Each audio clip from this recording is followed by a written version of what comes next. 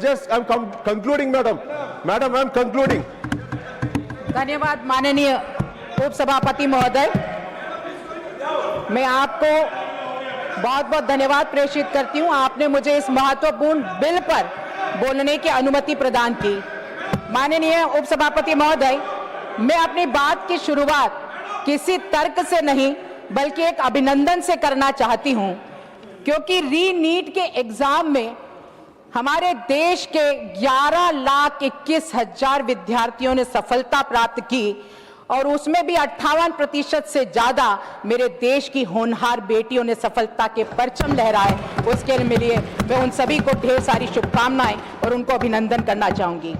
महोदया, आज जिस बिल पर, संशोधित बिल पर हम आज चर्चा कर रहे हैं, वो सिर्फ एक दंडात्मक प्रक्रिया नहीं है, बल्कि इस देश के प्रत्येक विद्यार्थियों से किया हुआ एक वचन है कि उनकी मेहनत और प्रतिभा का सम्मान होगा और पेपर लीक जैसे अपराधों को जड़ से उखाड़ फेंकने के लिए एक सशक्त कानून बनाया जाएगा ताकि ऐसी घटनाओं की फिर पुनरावृत्ति नहीं हो सके। माननीय महोदया, मैं माननीय प्रधानमंत्री जी को इस संशोधित बिल के लिए बहुत धन्यवाद देती हूं और माननीय प्रधानमंत्री जी के लिए इस देश के विद्यार्थियों का हित सर्वोपरि था, इसलिए उन्होंने अपने संदेश में कहा था कि आज के युवा कल राष्ट्र का भविष्य है और उन भविष्य के साथ जो खिलवाड़ करेगा उन्हें किसी कीमत पर बख्शा नहीं जाएगा। और इसीलिए जब पेपर लीक हुआ तो पुनः परीक्षा का आयोजन किया गया और पुनः परीक्षा के बाद अति शीघ्र उसका रिजल्ट भी घोषित किया गया ताकि किसी भी विद्यार्थी का एक साल खराब नहीं हो।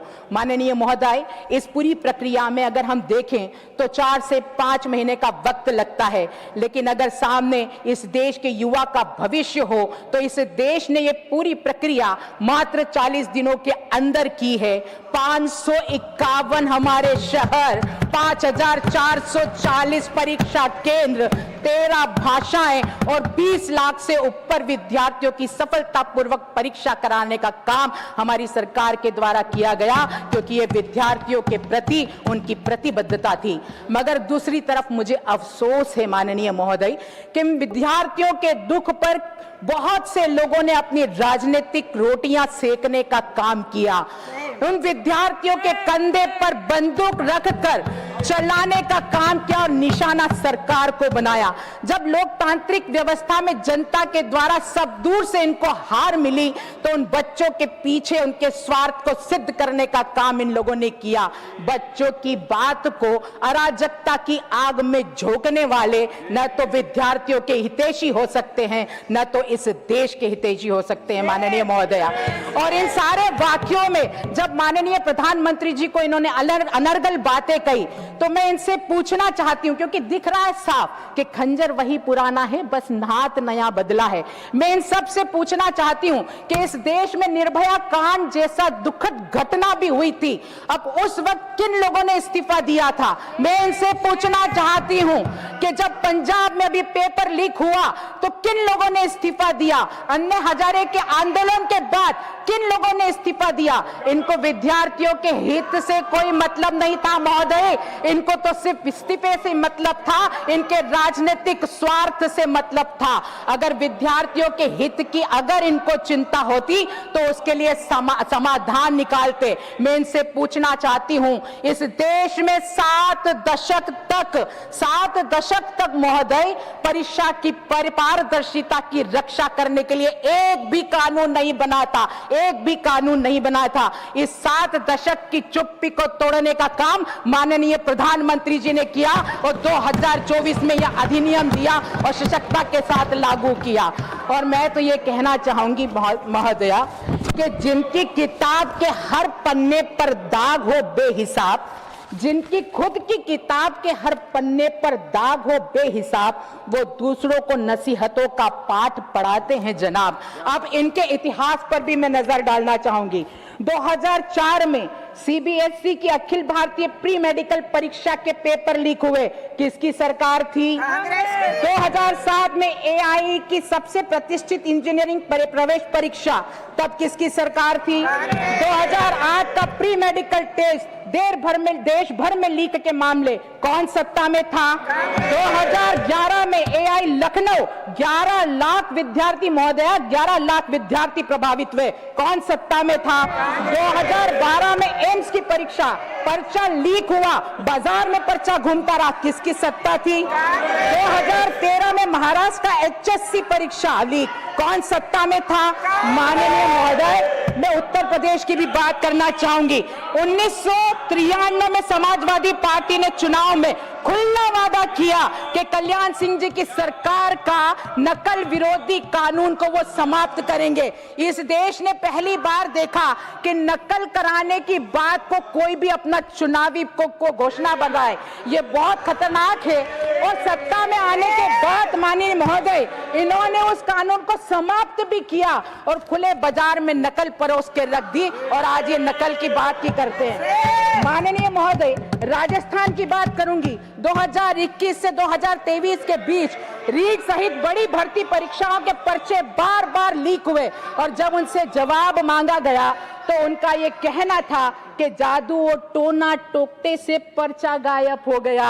आज की परिस्थिति में माननीय प्रधानमंत्री जी ने और हमारी सरकार ने ये बात नहीं की, बल्कि 48 घंटों के अंदर उन गुनहगारों को जेल की सलाखों के पीछे करने का काम किया। माननीय महोदय, मैं कर्नाटक की बात करूं, झारखंड की बात करूं, या मैं हिमाचल प्रदेश की बात करूं, हर जगह पेपर लीक होते रहे, बच्चे रोते रहे और सरकारें सोती रही, लेकिन इन्होंने कुछ नहीं किया, क्योंकि जो खुद गुनाहों में डूबा हो वो क्या रास्ता दिखाएगा? जिनका आईना खुद धूल से भरा हो वो क्या अपना चेहरा बताएगा? माननीय महोदय, मैं आज इस सदन में खड़े होकर इस देश के युवाओं से कहना चाहती हूं कि हवा लाख मुखालिफ हो जाए, मगर जरा गौर तो कर कि वो कौन है जो चिरागों की लौ बचाता है, और वो माननीय मोदी जी है, जिन्होंने इस देश के भविष्य की चिंता की। उन्होंने इस मामले को दबाया नहीं, बल्कि समाधान निकाला। उन्होंने दोषियों को बचाया नहीं, बल्कि उनको सजा दी, और उनकी उसी सजा को और सख्त करने के लिए ये सशक्त कानून बताया, ताकि स्थायी निवारण तंत्र स्थापित कर सके, ताकि कोई भी हाथ जब इस देश के भविष्य और युवा की तरफ उठे तो उसे कानून का शिकंजा वहीं दबा दे और उसे वहीं रोक दे। माननीय महोदय, आज जो ये विषय था, ये राजनीति करने का विषय नहीं था, ये राष्ट्र की शिक्षा नीति का विषय था। ये एक ऐसा विषय था कि हम सबको मिलकर इसका समाधान करना था, क्योंकि जब बात देश की हो तो हमारी प्राथमिकता देश होना चाहिए। आज पूरा विश्व हमारे भारत की युवा शक्ति की तरफ देख रहा है, तब हमारी जिम्मेदारियां और बढ़ जाती है। लेकिन मुझे अफसोस है कि इन्होंने सुनियोजित ढंग से इस देश के माहौल को खराब करने का काम किया। अभी हमारे संजय जी बता रहे थे कि ऐसे ऐसे लोगों के वीडियो सामने आए जिनका शिक्षा से लेना देना ही नहीं। मेरी संसद सदस्य साथ में गीता जी बैठे हुए, उनके फोन पर एक वीडियो आया उत्तर प्रदेश के उन्हीं के जिले का, औरैया जिले का एक व्यक्ति जिसके ऊपर 15 से 16 केस है, वो यहां आकर शिक्षा की बात करता है जिसका शिक्षा से कोई लेना देना नहीं।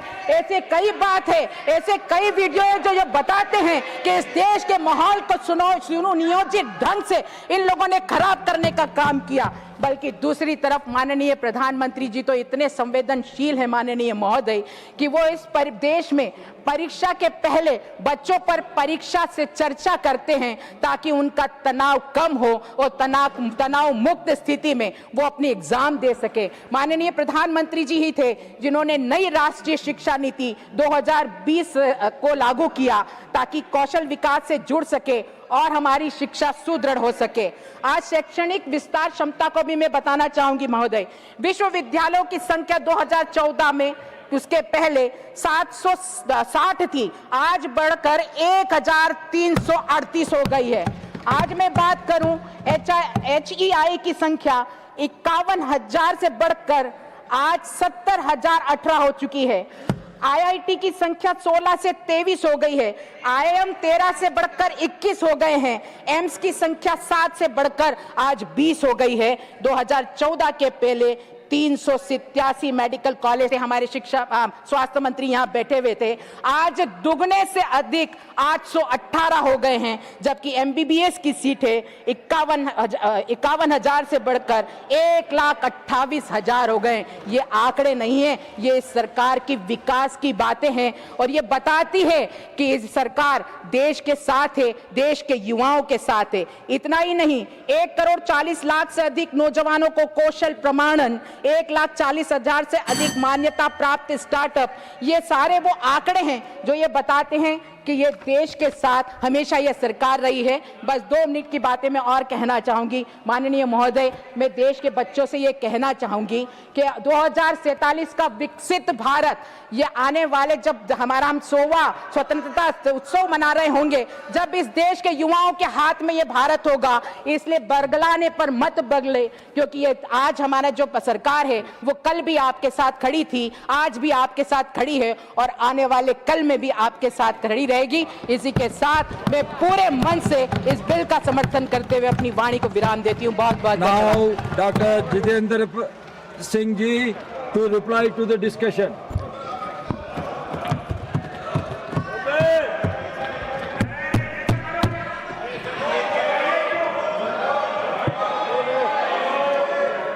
Under what rule? सर, औचित्य का प्रश्न। सर, आप तो पूरी बात सुन चुके हैं, पूरा डिस्कशन आपने एक मिनट। Under what rule you are raising? You please tell me. औचित्य का प्रश्न, औचित्य का प्रश्न 258। सर, आपने पूरी चर्चा सुनी, हम लोगों ने भी पूरी चर्चा सुनी। No, this is only a procedure. Sir, वही उसी प्रोसीजर पे मैं आपकी फाइंडिंग चाहता हूँ। सर, 1 मिनट सुन लीजिए, शांति से खत्म हो।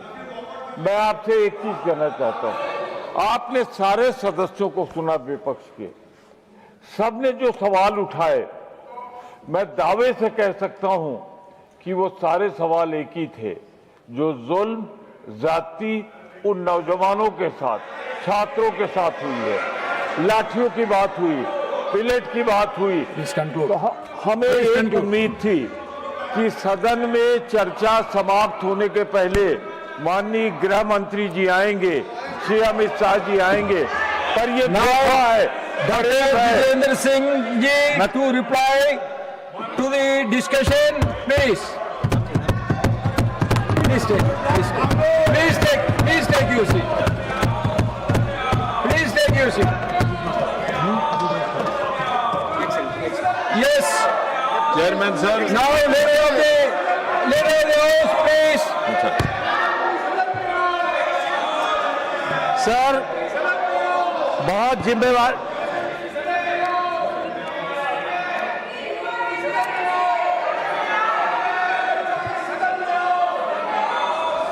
सर, जयराम जी, अरे जाने दो।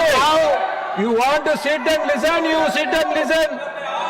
Oh, you want to go out, please.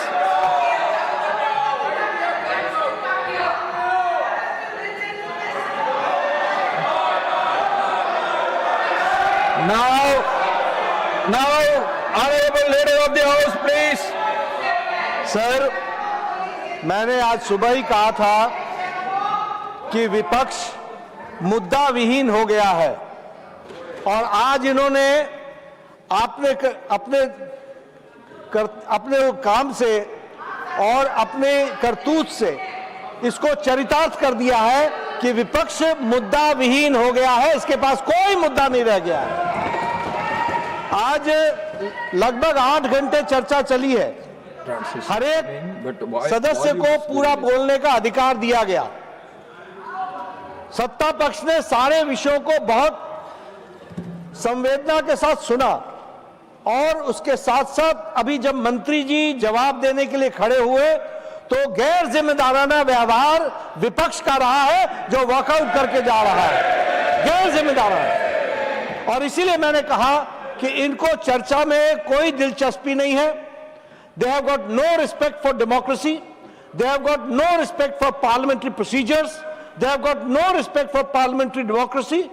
Whereas the ruling party under the dynamic leadership of Prime Minister Modi, is always ready to have discussion on every topic under the sun.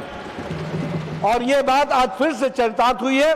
मैं इनकी जो इन्होंने walkout किया है, इसकी मैं निंदा भी करता हूं, भर्त्सना भी करता हूं, और इसके साथ साथ जिस तरीके से ये एक्सपोज हुए हैं, ये सारे देश को देखना चाहिए और समझना चाहिए। Now, Dr. Jitendra Singh ji to reply to the discussion.